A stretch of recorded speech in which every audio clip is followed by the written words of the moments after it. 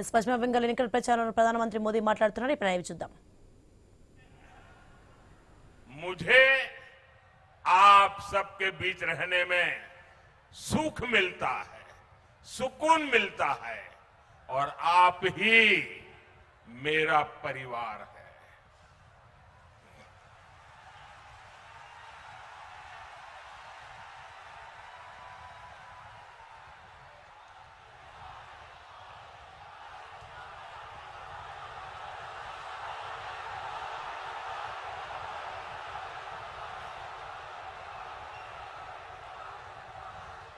इस भागदौड़ में ये भी स्वाभाविक है कुछ थकान हो जाए. आखिर हम सबका शरीर का अपना अपना धर्म होता है. 30-40 साल पहले भी ऐसी भागदौड़ में थकान तो होती ही थी, लेकिन साथियों इस चुनाव में एक अलग ही अनुभव कर रहा हूं. इतनी गर्मी के बावजूद, इतनी रैलियों के बावजूद मुझे बंगाल के इस चुनाव में जरा भी थकान महसूस नहीं हुई.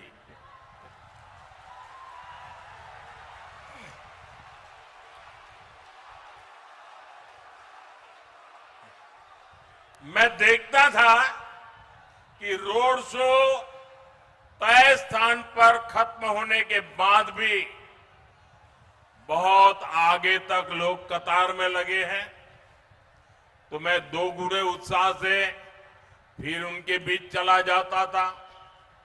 हेलीपैड पर भी यही होता था. ये रोड शो मेरे लिए राजनीतिक कार्यक्रम नहीं रहा. मैं अनुभव करता था ये रोड शो मेरे लिए तीर्थ यात्रा की तरह रहे हैं.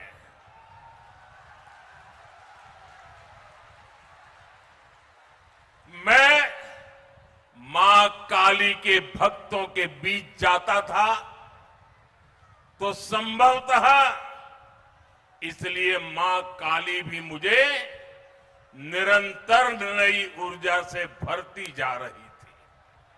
साथियों, आपको याद होगा जब जनवरी 2024 में अयोध्या में रामलला की प्राण प्रतिष्ठा का आयोजन हुआ था, तो उससे पहले मैंने 11 दिनों का अनुष्ठान किया था, व्रत किया था.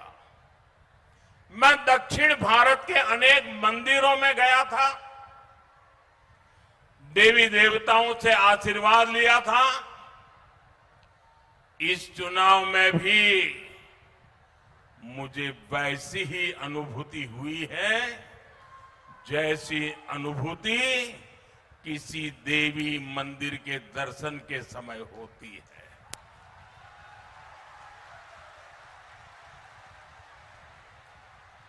इसके पीछे बंगाल के प्रति मेरा जो लगाव रहा है, शक्ति की भक्ति रही है, मेरे व्यक्तिगत जीवन की आध्यात्मिक यात्रा का ये ऊर्जा केंद्र रहा है. बंगाल के महान व्यक्तित्वों की प्रेरणा रही है और ईश्वर रूपी आप जनता जनार्दन का अपार प्रेम रहा है.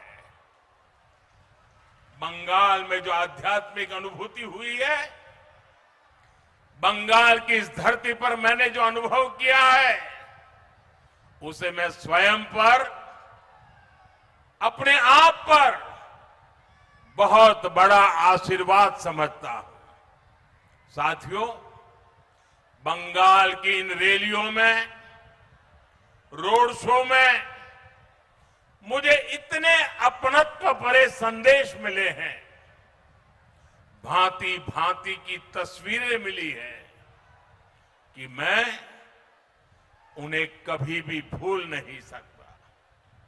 मैं रैलियां और रोड शो के बाद जब भी पहला मौका मिलता है, रात में कितनी ही देर क्यों ना हो जाए, बहुत तसल्ली से उन चित्रों को देखता हूं और चित्रों के पीछे जो छोटे छोटे कलाकारों के भाव है उसे महसूस करने की कोशिश करता हूं।